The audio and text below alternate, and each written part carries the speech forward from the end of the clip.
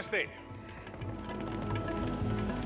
देश का सबसे बड़ा टेलीविजन न्यूज नेटवर्क, देश का सबसे बड़ा हिंदी न्यूज चैनल पेश करता है देश का सबसे बड़ा मंच न्यूज 18 इंडिया चौपाल।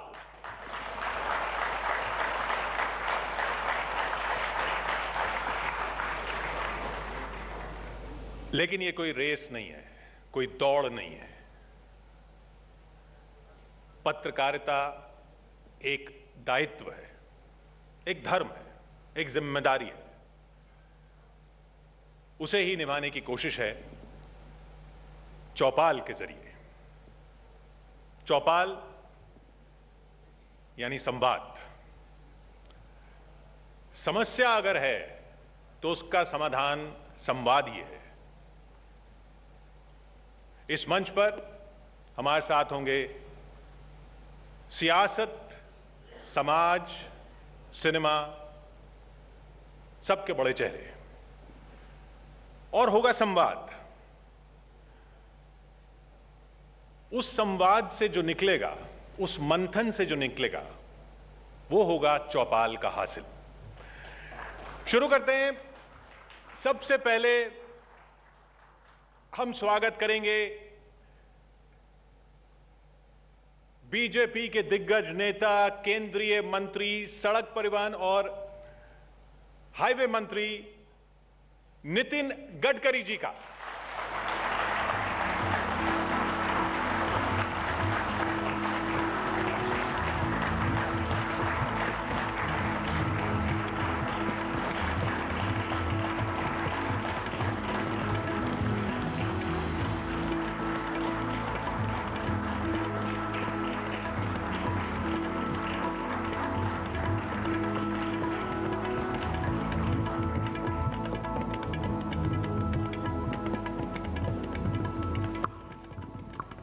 नमस्ते नितिन जी। नमस्कार। स्वागत आपका। फिर मिल रहे हैं हम चौपाल पे। थोड़ा जल्दी कर लिया हमने, नहीं तो हम तो सुन रहे थे कुछ दिन बाद आप वो पानी वाली गाड़ी से आते, हाइड्रोजन वाली, कि जो पानी से हाइड्रोजन अलग करेगी और ऑक्सीजन अलग करेगी और उस पर चलेगी। जल्दी आने वाली है? नहीं, गाड़ी आने के लिए टाइम लगेगा, पर पानी से ऑक्सीजन और हाइड्रोजन अलग होकर ये गाड़ी चल सकती है, इस पर आज लोगों का विश्वास नहीं है। तो मैंने एक कंपनी को रिक्वेस्ट की और उनकी हाइड्रोजन पर, ग्रीन हाइड्रोजन पर चलने वाली गाड़ी दिल्ली में आई है। और ग्रीन हाइड्रोजन जो है वो इंडियन ऑयल का फरीदाबाद का जो सेंटर है वहाँ तैयार होता है। वो दिसंबर एंड तक वो अवेलेबल करके देंगे। 1 किलो में 180 किलोमीटर चलती है। और एक पायलट प्रोजेक्ट करके मैं उसको उपयोग में लाकर आप जैसे लोगों को ये विश्वास दिलाना चाहता हूँ कि 1 किलो में वो 180 किलोमीटर चलेगी और उसमें कोई पोल्यूशन नहीं होगा, कोई स्पीड अच्छी होगी, पेट्रोल डीजल की तुलना में काफ़ी अच्छी होगी। ये स्वदेशी ईंधन होगा। तो और उसमें चौपाल है करके आपको बता रहा हूँ कि ये जो गंदा पानी है, जो टॉयलेट का है, सीवेज का है, तो हमारे यहाँ नागपुर शहर में हम उसको पिछले 6 साल से बेचते हैं रिसाइकलिंग करके गवर्नमेंट ऑफ महाराष्ट्र को। तो हमको 300-325 करोड़ रॉयल्टी मिलती है गंदा पानी बेचकर। तो वहीं हमारा जो कचरे का डिपो है उसके ऊपर हम सोलर पैनल लगाकर एक पायलट प्रोजेक्ट करने की कोशिश कर रहे हैं कि सोलर पावर सस्ती हो जाएगी, क्योंकि रूफ टॉप सोलर होगा और गंदा पानी फुकट में होगा। और अब इलेक्ट्रोलाइज़र हमारे यहाँ देश में काफ़ी स्टार्टअप बनाने लगे हैं और उससे ऑक्सीजन और हाइड्रोजन अलग होगा और उससे ग्रीन हाइड्रोजन बनेगा और उसमें नागपुर की बस ट्रक चले, ऐसा प्रोजेक्ट को हम लोग शुरुआत कर रहे हैं। तो मुझे लगता है कि अनेक नगर परिषद क्षेत्रों में, महानगर पालिका के क्षेत्र में, गाँव में ये सब हो जाएगा तो निश्चित रूप से प्रदूषण भी कम होगा और उसके साथ साथ फ्यूल भी सस्ता होगा।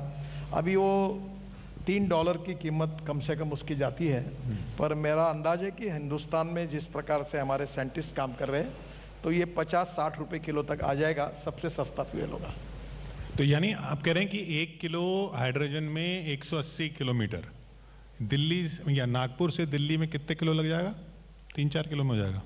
नहीं, ये पहली बात तो ऐसा है कि ये जो होगा, ये हाइड्रोजन का फिलिंग स्टेशन अब इतने हाईवे पर होने के लिए थोड़ा टाइम लगेगा।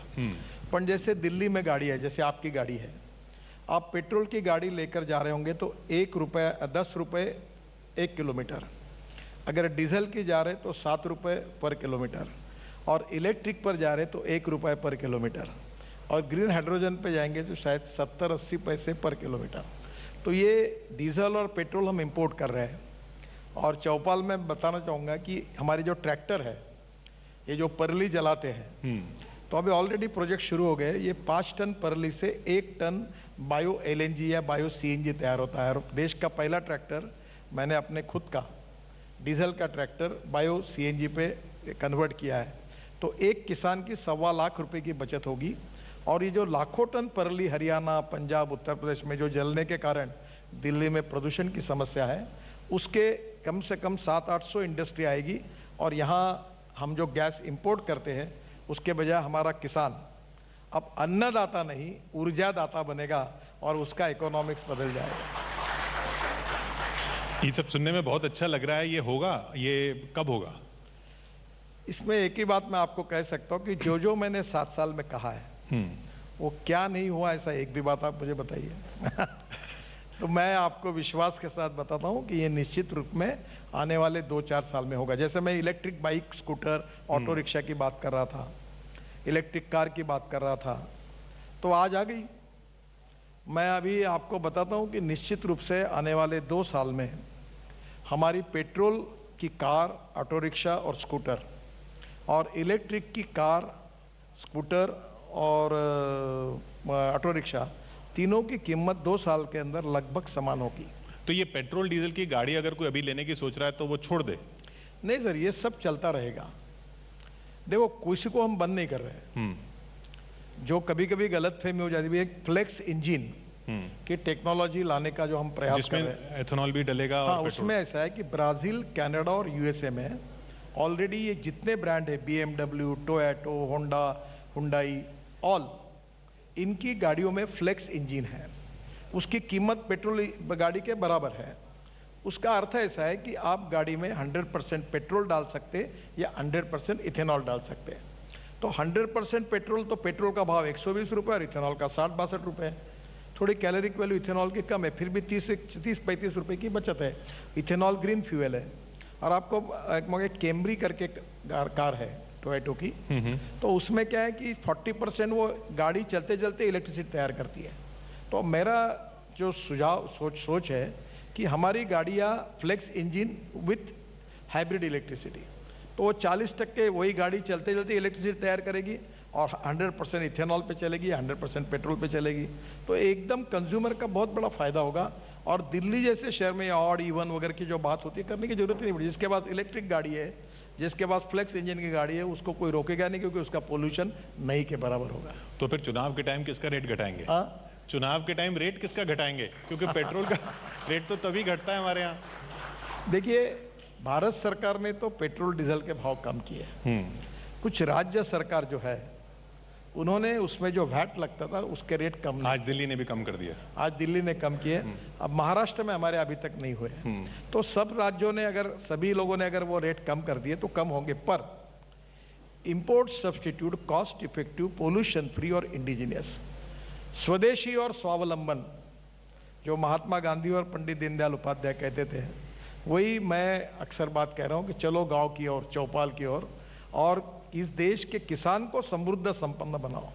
और मुझे लगता है कि ये जो अभी 8 लाख करोड़ का इंपोर्ट है, 5 साल में ये 25 लाख करोड़ की होने की संभावना है, पेट्रोल डीजल का। हाँ, ये पेट्रोलियम गैस और इसका। और ये अगर हमने 7-8-10 करोड़ भी बचाया तो ये पैसा जाएगा किसानों के घर में। जो राइस से इथेनॉल बन रहा है, कॉर्न से इथेनॉल बन रहा है, बायोमास से इथेनॉल बन रहा है, शुगर केन जूस से इथेनॉल बन रहा है, मोलाइसिस से इथेनॉल बन रहा है, बीएवी मोलाइसिस से इथेनॉल बन रहा है। तो इससे आज देखो हमारे देश की समस्या क्या है। आज आप चौपाल में हमारे ग्रामीण जनता की समस्या ये है कि हमारी एमएसपी से हमारी गेहूं, चावल, मक्का और शक्कर की कीमतें जो है कम है, एमएसपी ज़्यादा है। हमारे देश में 350 लाख टन चावल हमारे पास पड़ा है स्टॉक में, और इसलिए अब हमको इसके लिए पिछले 2 साल में, हमने इस साल नहीं है, शक्कर हमने एक्सपोर्ट करने के लिए पिछले साल 6000 करोड़ सब्सिडी दी, उसके पहले साल पिछले साल में 4000 करोड़ दी। इस साल ब्राजील में ड्रॉट पड़ने के कारण शुगर के भाव अच्छे, तो अभी शुगर एक्सपोर्ट हो रही। तो surplus of food grain is our problem. तो ये जो diversification of agriculture towards energy and power होगा, इससे देश के कृषि ग्रामीण क्षेत्र का, यानी चौपाल पर बैठने वाले लोगों का आने वाले समय में भला होगा, यही मेरा विश्वास है। ये आपने जैसे टैक्स की बात की फ्यूल पे, उसमें लोगों का ये सवाल रहता है कि इनकम टैक्स की जब विज्ञापन आते हैं, वो कहते हैं हम इनकम टैक्स दीजिए सड़क बनेगी। जीएसटी का विज्ञापन आता है, जीएसटी दीजिए सड़क बनेगी। फ्यूल पे सेस ले लेते हैं पेट्रोल में कि इतने सेस लगाइए हाईवे बनेगा। फिर हाईवे जब बन जाता है उस पर टोल ले लेते हैं। तो फिर वो इतना सारा पैसा जो टैक्स का लिया था उससे तो सड़क बननी थी, सड़क बनने के बाद उस पर टोल क्यों दें? देखिए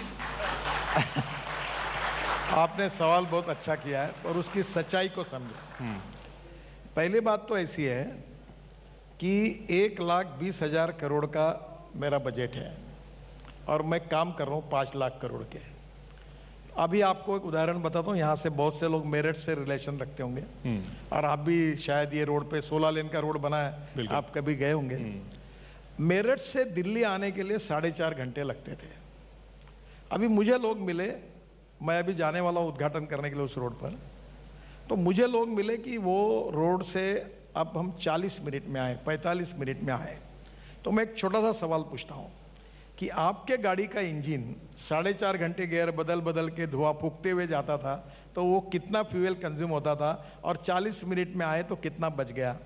अगर रोड अच्छा बना, अभी हम लोग कर रहे हैं, दिल्ली से देहरादून 2 घंटे में, दिल्ली से हरिद्वार 2 घंटे में, दिल्ली से अमृतसर 4 घंटे में, दिल्ली से कटरा 6 घंटे में, दिल्ली से श्रीनगर 7 घंटे में, दिल्ली से मुंबई 12 घंटे में, और दिल्ली से जयपुर 2 घंटे में। ये मैं 2 साल के अंदर आपको एश्योर करता हूं। तो आपकी गाड़ी का इंजन ही कम चलेगा, तो जहां आपको 20-25 लीटर पेट्रोल के बजाय शायद 17 लीटर पेट्रोल पे 18 लीटर पेट्रोल, तो आपका 5 लीटर पेट्रोल की कॉस्ट कम होगी, उसके बदले में आपको टोल देना है, तो नुकसान कहाँ है? दिल्ली आने की बातें हो रही हैं, तो आप आए और आपसे, आप जैसे राजनीतिज्ञ से राजनीति की छोटी सी बात ना पूछें चुनावों के मौसम में, तो ठीक नहीं होगा। ये बताइए सर, ये कांग्रेस मुक्त भारत की बात होती थी, कांग्रेस मुक्त ऑपोजिशन सा हो रहा है, अब ऑपोजिशन में भी कांग्रेस मुक्त हो रहा है, लेकिन कांग्रेस मुक्त कैसे हुआ? उधर तृणमूल कांग्रेस, राष्ट्रवादी कांग्रेस, वाईएसआर कांग्रेस, इधर पंजाब लोक कांग्रेस, कांग्रेस तो खड़ी है, दूसरे रूप में खड़ी हो गई है। देखिए, ये जो शब्दशः अर्थ नहीं लेना चाहिए। कांग्रेस मुक्त है यानी इस देश में कांग्रेस को समाप्त कर देना, ऐसा नहीं है। अनेक सालों तक कांग्रेस सत्ता में थी और 1947 से लेकर 60-65 साल कांग्रेस को अवसर मिला, पर देश का विकास नहीं हुआ। जिस प्रकार से जनता की अपेक्षा थी उतना विकास नहीं हुआ है। तो इसलिए अब कांग्रेस की नीतियों से देश का विकास नहीं हो रहा, तो नए अल्टरनेटिव के रूप में अब कांग्रेस के बजाय जो अल्टरनेटिव है उनके साथ अगर मौका मिलेगा तो देश का विकास होगा। इस भाव में, वो स्पिरिट में कही हुई बात है। इसलिए लोकतंत्र में सब पार्टियां रहे, सब काम करें, और जनता की अदालत में जिसमें ताकत होगी, जनता जिसको साथ देगी वो आगे आएगी। और आपको पता है कि क्रिकेट एंड राजनीति में कुछ भी हो सकता है। कभी कभी मैं क्रिकेट की मैच कभी बहुत देखता था, तो वो बोल रहे थे अभी इंडिया हार रहा है, और घर में आ गया नाराज होकर, तो 5 बजे पता चला कि इंडिया जीत गया। तो राजनीति में हर आदमी को मौका है, सर्वाइवल ऑफ द फिटेस्ट। तो पब्लिक का विश्वास संपादित करके जो लोग अच्छा काम करके कुछ परिवर्तन करके दिखाएंगे तो जनता उनको सपोर्ट करेगी, और जो नहीं कर पाएंगे उनको बदल देगी। और सरकारें आती है, बदलती है, लोग आते हैं, बदलते हैं, ये चलने वाला है। इसमें लोकतंत्र में किसी को मुक्त करके पूरा निकाल देना ये भाव नहीं है। यही है कि जिनको अवसर दिया, जो परफॉर्म ठीक नहीं कर पाए, तो दूसरे लोगों को अवसर देना चाहिए। इस भाव से वो आया। फिर आप लोगों ने उसका अर्थ निकाला कि कांग्रेस को सब जगह से निकाल दो। कांग्रेस एक पार्टी है, वो भी काम करे।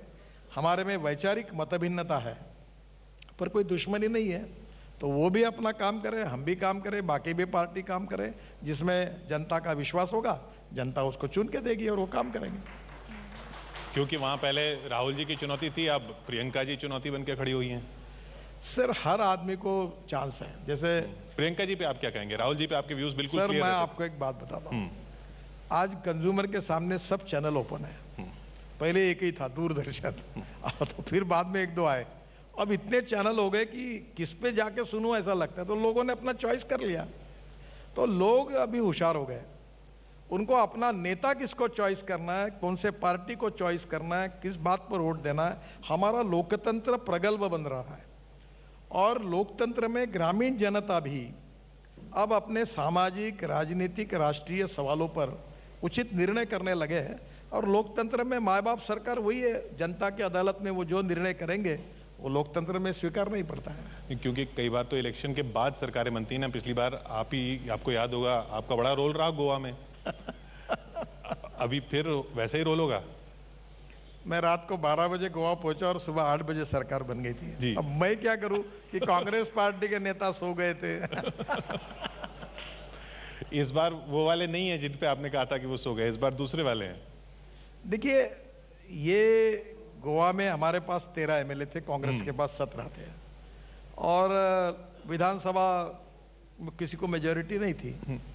उनको अवसर था कि वो 7 से 8 एमएलए अपने साथ ले लें। हमें अवसर था कि हम 9-10 एमएलए हमारे साथ लाएं। मैं रात को 12 बजे गया। एक थोड़ा सा एडवांटेज हुआ कि मैं गोवा में बार बार जाता रहा, अनेक सालों से मेरे संबंध थे और महाराष्ट्र से गोवा लग कर है। तो जो छोटी पार्टियां थी उनका मेरे ऊपर विश्वास था और उस विश्वास का उपयोग करके मैंने उनको समझाया। रात को 5-6 बजे पक्का हो गया, साइन हो गई। 8 बजे हम लोग गवर्नर को मिले और हमने पत्र दे दिया। तब कांग्रेस वालों की नींद खुल गई, तब पता चला कि सरकार हमारी बन गई। तो अब तो आपके अलावा और भी लोग पहुंचे हुए हैं। केजरीवाल जी पहुंचे, ममता जी पहुंची हुई उसी गोवा में। इतने से गोवा में। लोकतंत्र में सबको अधिकार है, जिसको लड़ना है वो लड़ ले। जनता जिसको चुनेगी वो आखिर सिकंदर है। इस वक्त सबसे बड़ी चुनौती क्या है सरकार के सामने? चुनाव जीतना बड़ी चुनौती है या लोगों तक अपनी बात पहुंचाना बड़ी चुनौती है? देखिए, अटल बिहारी वाजपेयी जी का मैं बचपन से उनका बड़ा फॉलो करता था।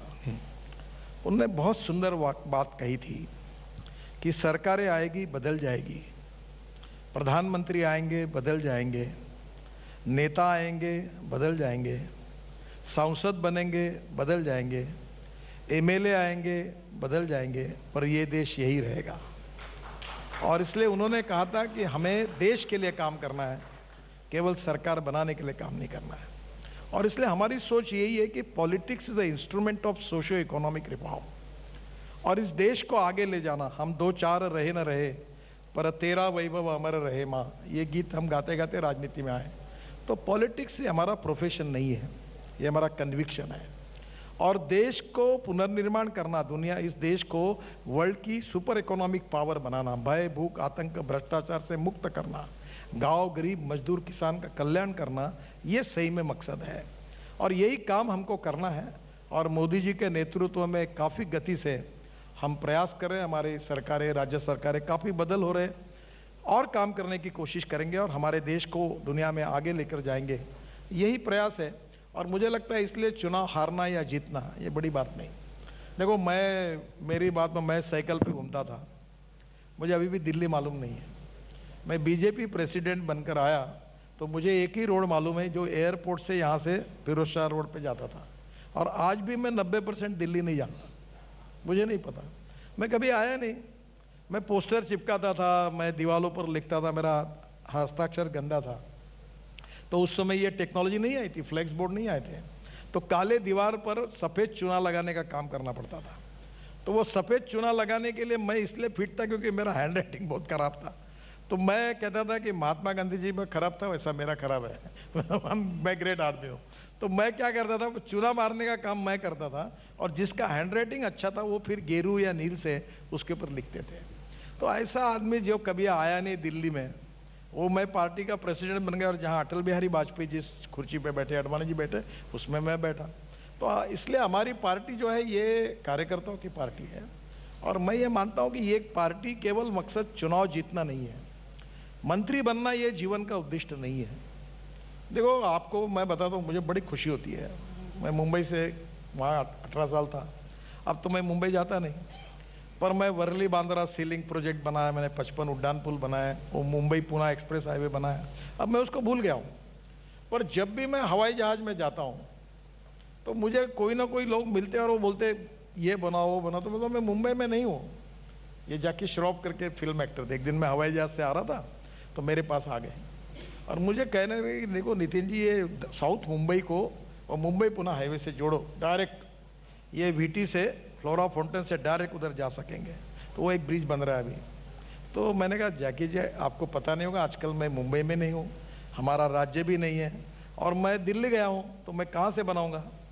बोले आपको क्या लगता है, मुझे मालूम नहीं, मुझे सब मालूम है, पर मेरा एक ही विश्वास है कि जिस दिन आप बनाओगे तो ही बनेगा, इसलिए मैं आपको कह रहा हूँ। तो ये जो लोगों का विश्वास होता है, political confidence, political credibility is the biggest strength of politics.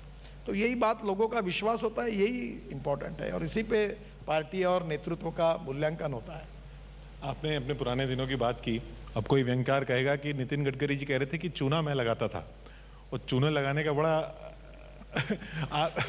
नहीं, चूना है नहीं, वो जो सफेद रंग का चूना जो दीवार पे लगता है वो बात कर रहा हूँ। वो कहते हैं हमारे यहाँ इसने टोपी पहनाई। हाँ, तो परसों मैं लातूर में था, तो काफी 40-50 हजार की भीड़ थी और मुझे टोपी पहनाई। तो मैंने कहा ये तुमने मुझे आखिर टोपी पहना ही दी।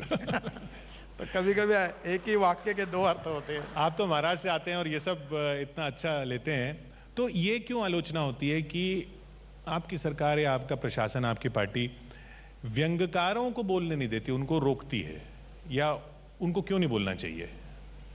हमने नहीं किसी को रोका है। व्यंग्यकार कहते हैं कि हमारे को आजादी नहीं बोलने की, व्यंग्यकार कहते हैं हमको बोलने की आजादी नहीं, हमारे शो कैंसिल हो जाते हैं। नहीं नहीं, बिल्कुल हम किसी को रोकना नहीं चाहते, और freedom of speech, fundamental right, लोकतंत्र, और मैं तो इमरजेंसी के खिलाफ, जयप्रकाश जी के मूवमेंट में मैं स्टूडेंट था और मैंने एक ही साल मेरे कॉलेज का छोड़कर मैं उस आंदोलन में आया हूं। तो लोकतंत्र तो हमारी आस्था है, हमारा आत्मा है, तो ये राइट हम किसी को नहीं रोकने। वो जो अब कहा जा रहा है कि आजादी 2014 में आई, उसको आप क्या बोलेंगे? नहीं, ऐसा है, आजादी का इतिहास जो है, आजादी 1947 में मिली है, इतिहास कोई बदल नहीं सकता, और आजादी आसानी से नहीं मिली है। उसके लिए अनेक देशभक्तों ने, स्वतंत्रता संग्राम सैनिकों ने, अनेक जनता में से अनेक छोटे मोटे लोगों ने, क्रांतिकारकों ने, उनकी मालिका बहुत बड़ी है। नेताजी सुभाष चंद्र बोस से लेकर लोकमान्य तिलक तक, महात्मा गांधी से लेकर स्वतंत्र सावरकर तक, चाहे मतभिन्नता हो सकती है मार्गों के बारे में, पर सबने देश के लिए काम किया। उन लाखों लोगों की कुर्बानी से हमको आजादी मिली है, और उस आजादी के बाद अब 75 साल जब पूरे हो रहे हैं, तो स्वराज्य मिल गया। अब स्वराज्य का रूपांतर सुराज्य में करना, तो वो प्रयास हम कर रहे हैं। वो अभी आपकी नजर में मिल गया या मिलने की ओर है? क्या सुराज्य? देखो, सुराज्य ये कभी कंप्लीट प्रोसेस नहीं होती। जैसे हम लोग कहते हैं ना कि हमारे बीच में पूर्णांक नहीं है, 100% परफेक्शन ये इम्पॉसिबल कंसेप्ट है। No one is perfect and no one can claim that he is perfect. उत्तम, अधिक उत्तम, सर्वोत्तम टू इंफिनिटी। तो हम कितना भी अच्छा करेंगे तो फिर नए सपने आते हैं। अगर मैं एक एक्सप्रेस हाईवे बनाता हूं, लोग बोलते एक तो बनाओ, अब मैं 26 बना रहा हूं, तो लोग बोलते यार वो 26 तो बने, पर मेरे गांव को जोड़ने वाला कब बनेगा? तो लोगों की अपेक्षाएं जितना काम करेंगे उतनी बढ़ती जाती है, और इसलिए देश भी ऐसे ही बढ़ना चाहिए। किसान हो, गांव हो, गरीब, मजदूर, किसान, सबकी प्रगति, विकास होता रहे। लोगों की अपेक्षा जैसे विकास ज्यादा और बढ़ती है। फिर उसके बाद धीरे अभी एक चौपाल हो रहा है। मुझे याद है कि मैं जब नया नया आया था तो चौपाल रामलीला मैदान पर होता था। एक जगह मैं आज याद कर रहा था, आज चौपाल 5 स्टार होटल में हो रहा है। तो दुनिया बदल रही है, जो कल था वो आज नहीं, आज है वो परसों नहीं। तो दुनिया के साथ फिर भी अपेक्षा बढ़ती है। अभी अगले बार लोग बोलेंगे अब ताज पैलेस तो हुआ, अगले बार और 7 स्टार कोई होगा, उसमें चौपाल करो। तो ये इट्स ए कंटिन्यूअस प्रोसेस और ये होता रहेगा। एक और जो ट्रेंड देखा जा रहा है कि, और आप इस पे काफी मुखर हैं बोलने में, कि राजनीति में अब ये हो गया कि फ्री फ्री फ्री, उसने फ्री, इधर फ्री, हम ये फ्री देंगे, बिजली फ्री देंगे, पानी फ्री देंगे, ये फ्री देंगे, वो फ्री देंगे। एक ये चल रहा है। दूसरा, उसके बाद एक ने दिया तो सब देने लग गए। उसके बाद अब चल रहा है मंदिर मंदिर मंदिर, मैं भी मंदिर जाता हूं, मैं भी मंदिर जाता हूं, मैं भी मंदिर जाता हूं, मैं भी आस्था रखता हूं, मैं भी आस्था रखता हूं। ये क्या है? देखो, जिसको जहां जाना वो जाए। जिसकी आस्था मंदिर में वो मंदिर में जाएगा, जिसकी आस्था मस्जिद में वो मस्जिद में जाएगा, जिसकी चर्च में वो चर्च में जाएगा, गुरुद्वारा में जाएगा। देखो, ये सब क्यों होता है? अब लोग होशियार हो गए। कोई कहीं भी जाए, घर में पति एक जगह वोट देती, पत्नी एक जगह देती और लड़का तीसरी जगह देता। तो अब लोगों के चॉइसेस है, तुम्हारे ये करने से लोग वोट देते, ये सच नहीं है। और धर्म पे वोट नहीं देते लोग। धर्म के नाम पे वोट नहीं देते। देखो, लोग बहुत ही जागरूक है। आपको पता नहीं, ये जो इमरजेंसी के बाद 77 का चुनाव हुआ था, तब आपको याद होगा कि जॉर्ज फर्नांडिस और अनेक नेता ऐसा कह रहे थे कि चुनाव पे बहिष्कार डालो, कि चुनाव में आप जीत नहीं सकते और ये इमरजेंसी और कोई हमको बोलने का अधिकार नहीं है।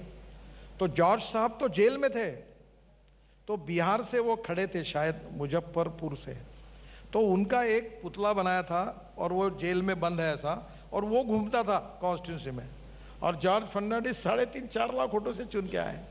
तो ये जनता है। अमेठी में, रायबरेली में इंदिरा जी चुनाव हार गई, संजय गांधी चुनाव उस समय हार गए। तो जनता अपना निर्णय करने में पूरी तरह होशियार है, और कोई कुछ भी करता रहे, जनता निश्चित रूप से उचित और योग्य निर्णय करती है। पर जो बात आपने कही, ये जो इंडिविजुअल बेनिफिट पॉलिटिक्स है, ये लोकतंत्र के लिए अच्छा नहीं। ये फुकट में, वो फुकट में, वो फुकट में, इससे हम लोग, सरकारों के पास कर्जा चुकाने के लिए पैसा नहीं है, हम बैंक करप्ट हो रहे हैं और हम फुकट में बांट रहे हैं। इससे देश का नुकसान होगा। इसके बजाय हम रोजगार निर्माण करें, हम एग्रीकल्चर में किसानों को उनके फसल के अच्छे दाम दें, हम गांवों में उद्योग खड़े करें, प्रगति और विकास के लिए ग्रोथ रेट बढ़ा, एग्रीकल्चर ग्रोथ रेट बढ़े, पर कैपिटा इनकम बढ़े, हम रोजगारों के अवसर खड़ा करें, इंफॉर्मेशन टेक्नोलॉजी, बायोटेक्नोलॉजी का उपयोग करके गाँव में हम लोग इंटरनेट लेके जाएं। पर ये क्या, इडली पात्र फुकट में, मिक्सी फुकट में, ये फुकट में, इससे क्या होगा? This is not good politics.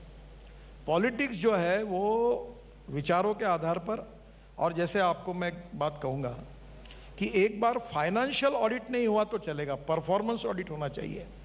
Performance audit of the government and performance audit of the minister, MLA, MP, ये करके जनता ने निर्णय करना चाहिए। नहीं तो लोकतंत्र जो है, आज ये फुकट में मिला, कल वो फुकट में मिला, वो दे देगा, वो भी रॉबिनहुड पॉलिटिक्स है। वो क्या करेंगे कि भाई इसमें से थोड़ा पैसा अलग अलग मार्ग से कमा कर। रॉबिनहुड भी हीरो ही था। रॉबिनहुड भी हीरो ही था, वो जीत भी जाते हैं ऐसे लोग इलेक्शन। सर, अभी नहीं जीत पा रहे हैं। एक बात है कि धीरे धीरे हम एक जागरूक समाज की ओर जा रहे हैं। जैसे अमेरिकन डेमोक्रेसी है या ब्रिटिश डेमोक्रेसी है, और बहुत ही एकदम सेंसिटिव और प्रगल्भ है, कुछ बता नहीं सकते। अब धीरे धीरे वर्ल्ड की सबसे बड़ी डेमोक्रेसी हिंदुस्तान है, और हम भी अब उसी की तरफ जा रहे हैं। इसमें गुणात्मक बदल हो रहा है। अब लोगों को खरीदा नहीं जा सकता। अब लोगों को फुकट में, लोग होशियार है, फुकट में आए हुआ रख भी लेते हैं और जिसको देना है उसको वोट देते हैं।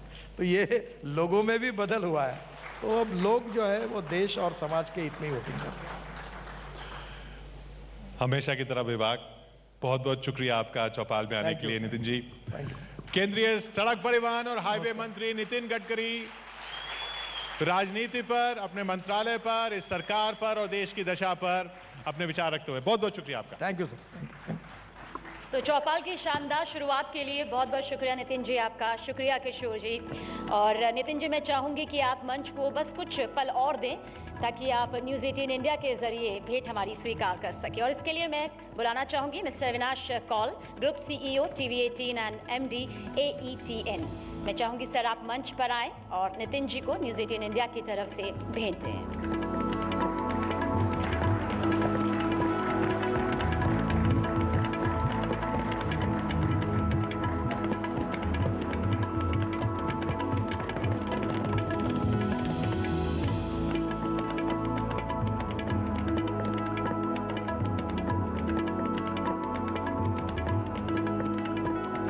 एक बार फिर से शुक्रिया नितिन जी, शुक्रिया किशोर, शुक्रिया मिस्टर अविनाश कौल। तो देश